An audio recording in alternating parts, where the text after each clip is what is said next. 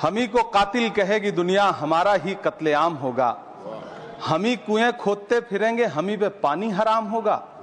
सभापति महोदय, सन 1947 में दिल्ली की जामा मस्जिद की तारीखी सीढ़ियों पर खड़े होकर के भारत रत्न मौलाना अबुल कलाम आजाद साहब ने कहा था कि मुसलमानों कहां जा रहे हो, यह है तुम्हारा मुल्क, यहां तुम्हारे आबाओ अजदाद की कब्रें हैं। उस वक्त मौलाना आजाद की ये सदाएं सुन करके लोगों ने अपने सरों की गठरियां उतार करके रख दी थी। आज उसी दिल्ली में मौजूद देश की संसद में एक बिल आया है जो हमसे उसी जामा मस्जिद की सीढ़ियों के सबूत मांगेगा, जो उन्हीं सीढ़ियों के पास अपनी कब्र में सोए हुए मौलाना आजाद को फिर से कब्र से सदा देनी पड़ेगी कि ये जो कब्र है वो मेरी कब्र है, ये किसी सरकार की जागीर नहीं है। सभापति महोदय, मैं जहां खड़ा हूं इसी संसद भवन के सामने सड़क के उस पार अपनी कब्र में सोए हुए भारत के पूर्व राष्ट्रपति फखरुद्दीन अली अहमद की कब्र है। शायद अब उस कब्र से भी सदाएं आए कि ये कब्र मेरी कब्र है, ये सरकार की जागीर नहीं है। सभापति महोदय, मैं वक्फ कानूनों में किए जा रहे संविधान विरोधी बदलावों के खिलाफ बोलने के लिए खड़ा हुआ हूं। संविधान का आर्टिकल 14 हो, 29 हो, 30 हो, चीख चीख कर कहता है कि देश में सब बराबर के हकदार हैं। आर्टिकल 26 कहता है कि सबको अपने अपने मजहबी कामों के लिए मंदिर, मस्जिद, गिरजाघर, गुरुद्वारों का निर्माण करने का हक है और उसका रखरखाव का भी हक है। लेकिन डॉक्टर बाबा साहब अंबेडकर के संविधान को हर दिन कुचलने वाली ये सरकार देश के मुसलमानों से नफरत में इतनी अंधी हो गई है कि खुलेआम देश की संसद में देश सरकार के माइनॉरिटी मिनिस्टर साहब और होम मिनिस्टर साहब झूठ बोलते हैं और देश को गुमराह करते हैं। झूठ शब्द असत्य बोलते हैं। सरकार ने इस बिल का नाम उम्मीद रखा है। मंत्री जी कल से इसे देश के मुसलमानों के लिए नई उम्मीद बता रहे हैं। नहीं मंत्री जी, न तो ये बिल मुसलमानों के लिए नई उम्मीद है और न ही उम्मीद की नई किरण। सभापति महोदय, भाजपा ने पूरे देश में वक्फ के नाम पर कई सारे झूठ फैलाए हैं। आइए आज उनकी सच्चाई पर बात करते हैं। वक्फ ट्रिब्यूनल को ऐसे बताया जाता है जैसे वक्फ ट्रिब्यूनल कोई मजहबी खाप पंचायत हो। सभापति महोदय, जबकि सच्चाई यह है कि वक्फ ट्रिब्यूनल भी तो सरकारी न्यायिक विभाग है जिसमें सरकार द्वारा नियुक्त जज होते हैं, जिसमें प्रशासनिक अधिकारी होते हैं, कहीं ऊपर से थोड़ी आ गए।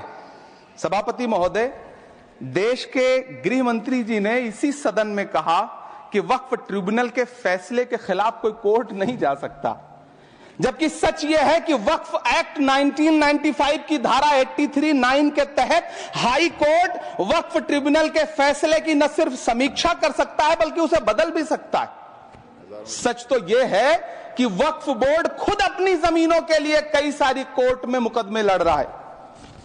सभापति महोदय, दिल्ली की जिन 123 संपत्तियों को लेकर कल माइनॉरिटी मिनिस्टर, होम मिनिस्टर साहब और अभी आदरणीय नेता सदन बात कर रहे थे, आइए उनकी सच्चाइयों पे भी बात करते हैं।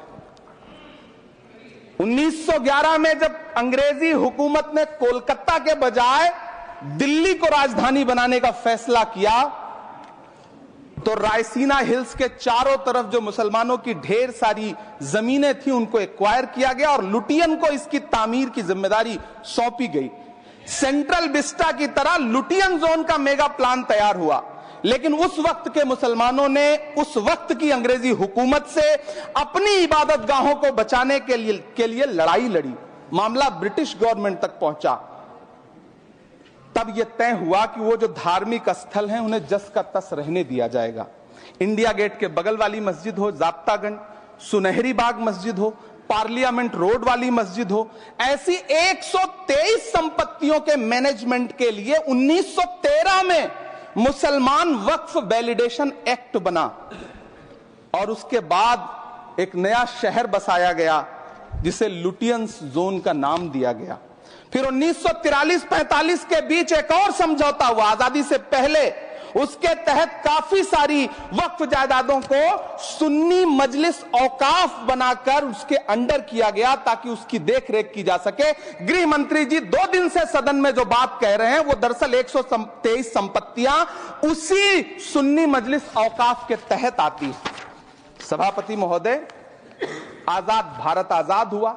आजादी के बाद भारत में 1954 में वक्फ एक्ट लागू हुआ, जिसकी धारा 9 के तहत 1964 में केंद्रीय वक्फ काउंसिल का गठन हुआ।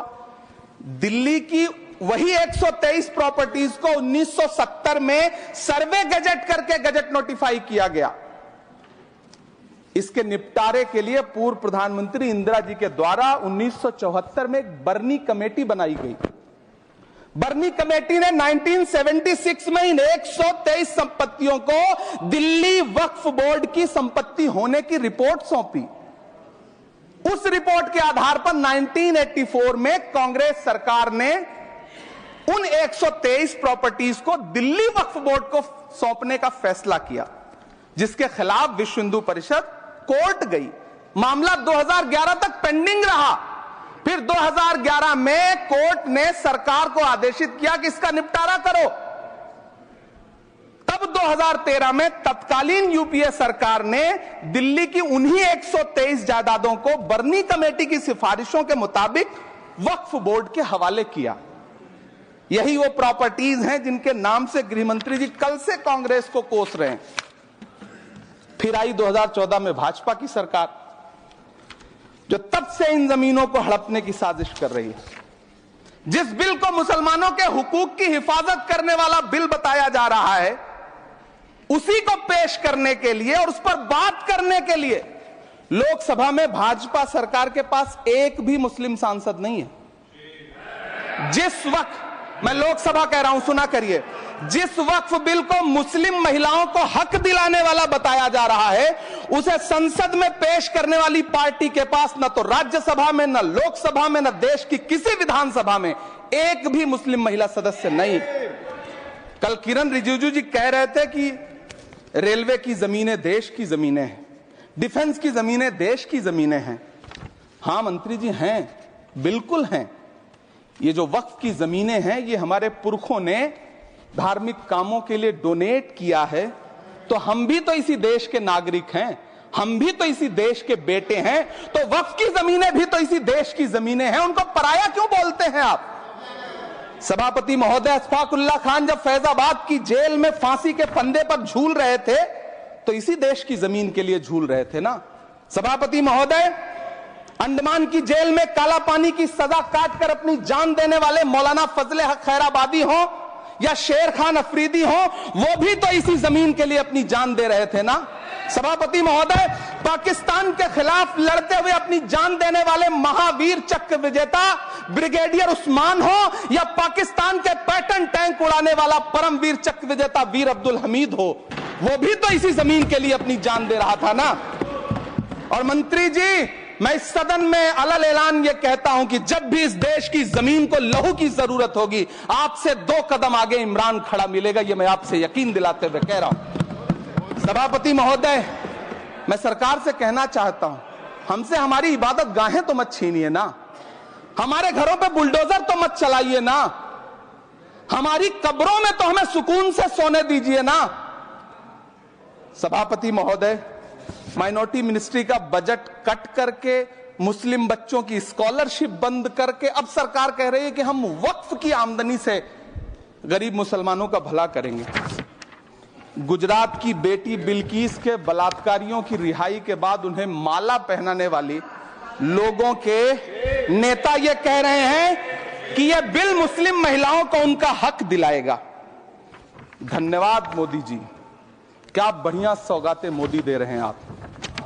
पहले हमें गुजराते मोदी दिया, आप सौगाते मोदी दे रहे हैं।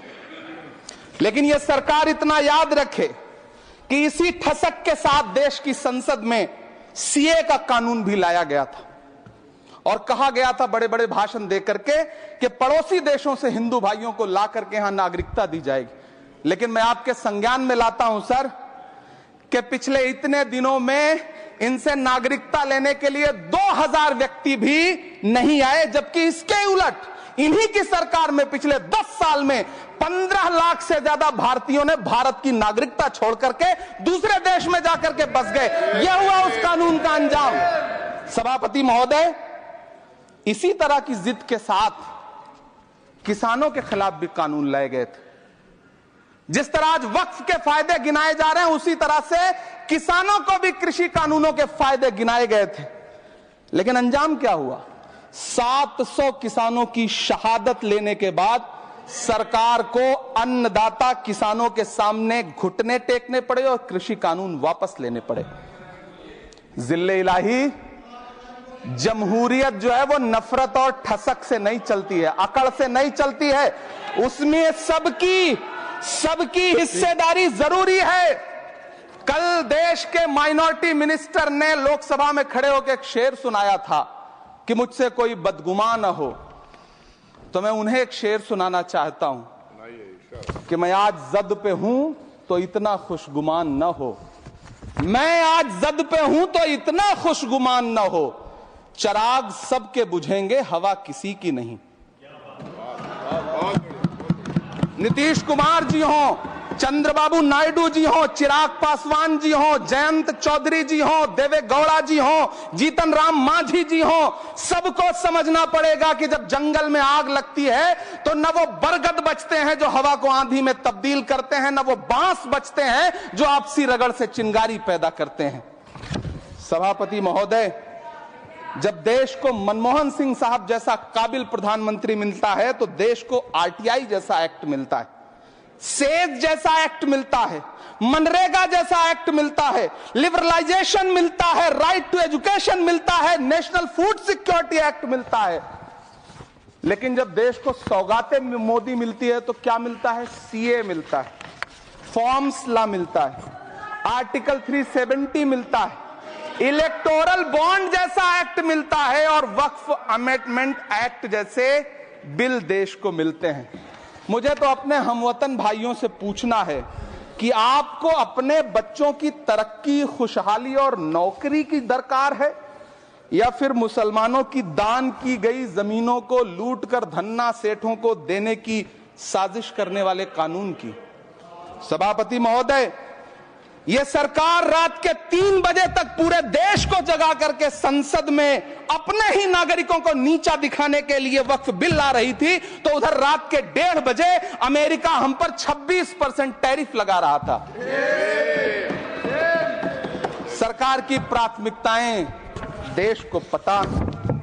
सभापति महोदय, मैं बहुत भावुक हूं आज, और मुझे अच्छा लगा कि आदरणीय नेता सदन जगत प्रकाश नड्डा जी ने बहुत अच्छी बातें भी की, मन से बातें की। क्योंकि उनके नाम में प्रकाश जुड़ा है तो मैं उनमें हमेशा एक रोशनी की किरण देखता हूं। मैं उनके सामने बहुत अदब से यह बात कहना चाहता हूं कि चरागों के सफर में दबदबा हो आंधियों का तो फिर अंजाम जुल्मत के सिवा कुछ भी नहीं होगा। यह दुनिया नफरतों के आखिरी स्टेज पर है, इलाज इसका मोहब्बत के सिवा कुछ भी नहीं होगा। मैं भावुक हूं, मेरी पलकें गीली हैं।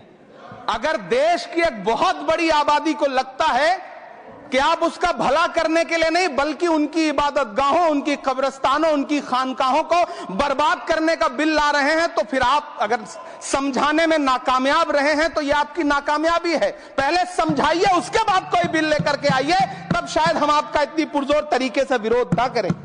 लेकिन सभापति महोदय, मैं अंत में सिर्फ इतना कहना चाहता हूं कि इस बिल में जो भी पॉइंट्स दिए गए हैं, बॉम्सी पोर्टल देख लीजिए, सरकार का झूठ आपको पकड़ में आ जाएगा।